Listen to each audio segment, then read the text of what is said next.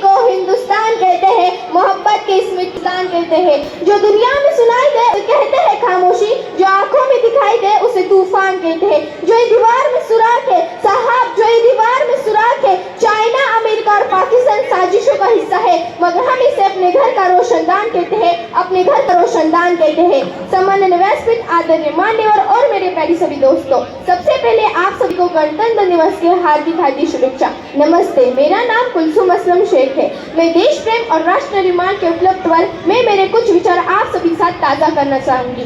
आज़ादी, आज़ादी का असली मतलब वही समझ सकता है जिसने कभी गुलामी की हो। हम सौभाग्यशाली है कि हमने स्वतंत्र भारत में जन्म लिया। यूं तो आज़ादी की लौ 1857 में ही जल चुकी थी, जो वर्षाल बनकर 1947 में देश को आज़ाद कराई। प्राचीन, मध्यकालीन और वर्तमान भारत के उदाहरणों से स्पष्ट करना चाहूंगी कि जब हम फिरंगियों के फेरों में फंस गए थे तो रंगते बसंती की एक झोली की आवाज में टोलों के टोले उमड़ाते थे, जो वंदे मातरम के नारों से खून में आने वाला 5 डिग्री का अंग्रेजी शासन के जबड़ों में तूफान लेता था।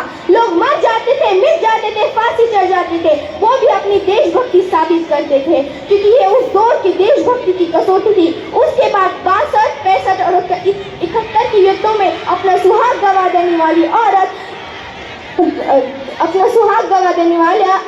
घर के हालत ये हो जाते थे कि प्यार भी भरपूर गया, मांग का सिंदूर गया, कि प्यार भी भरपूर गया, मांग का सिंदूर गया। नन्हे नैनीहालों की लंगोटियां चली गई, छोटी छोटी बेटियों की चोटियां चली गई, बाप की कमाई गई, भाई की पढ़ाई गई। ऐसा एक विस्फोट हुआ, पता ही नहीं चला, पूरे जिस्म की बोटियां चली गई। और आपके लिए तो एक आदमी मरा है साहब, मेरे घर की तो रोटियां ही चली गई। इतना बोलकर मैं मेरे भाषण को पूर्ण विराम देती हूँ। जय हिंद, जय भारत।